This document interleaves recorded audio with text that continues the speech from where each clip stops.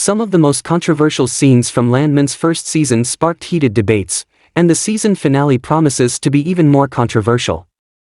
Some have criticized Michelle Randolph's portrayal of Tommy's daughter, Ainsley Norris, who is played by Landman, for being overly sexualized in her adolescent years, even though she's just 17 years old. Many viewers argue that the show crosses a line by portraying Ainsley in a way that feels exploitative rather than character-driven, raising concerns about the impact such depictions have on young audiences. Some critics believe the series uses Ainsley's character to generate shock value rather than to explore meaningful themes related to teenage self-discovery and relationships. Ainsley follows in her mother Angela's footsteps by openly discussing her attractions to men, even in the presence of her uncomfortable father, which creates tension in the family dynamic. Her candidness about her feelings often leads to awkward and sometimes inappropriate situations that push the boundaries of what many consider acceptable for a teenage character.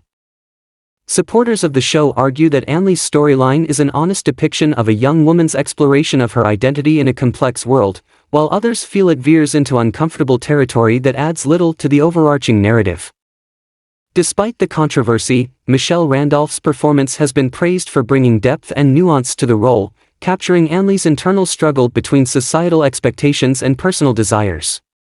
However, some critics feel that the writing fails to provide enough depth to justify the provocative nature of Ainsley's storyline, making it feel like an unnecessary distraction from the main plot.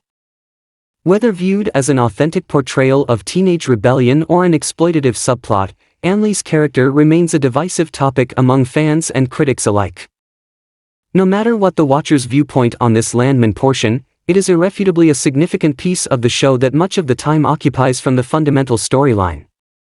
In light of Taylor Sheridan's previous work, it's sensible to expect that Ainsley will have a bend that attaches her to Tommy's storyline, yet the program has been mum regarding the matter. Another occurrence will take advantage of the flavor that numerous watchers have been fearing, yet the finish of Landman's 10th episode recommends she could be an objective for the cartel in the finale. In late Landman episodes, Angela has shown an interest in chipping in at an older home with an end goal to encourage the occupants there, whom she feels have been disregarded.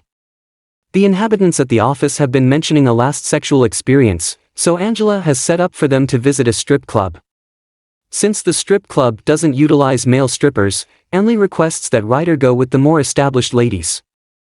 It's interesting the way that the plot utilizes Ryder, a person who has for the most part been there for giggles along these lines.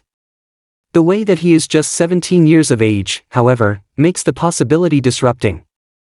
The entertainer is clearly more seasoned than the person, yet the situation makes certain to ignite discussion in the event that the person should be a teen. Once more, suppositions will vary from one watcher to another, yet it appears to be weird to have such dubious minutes for something that contributes nothing to the show's story or workmanship. By 1923, it was clear that Michelle Randolph is an incredible rising talent. No one has been surprised by how little Landman has used Taylor Sheridan, so here's hoping the series finale or season 2 has something more substantial in store for her. She and Tommy had more tender moments in the first few episodes, which hinted at her future. It would be great to watch her grow into a more formidable character and Tommy's partner in his role as CEO.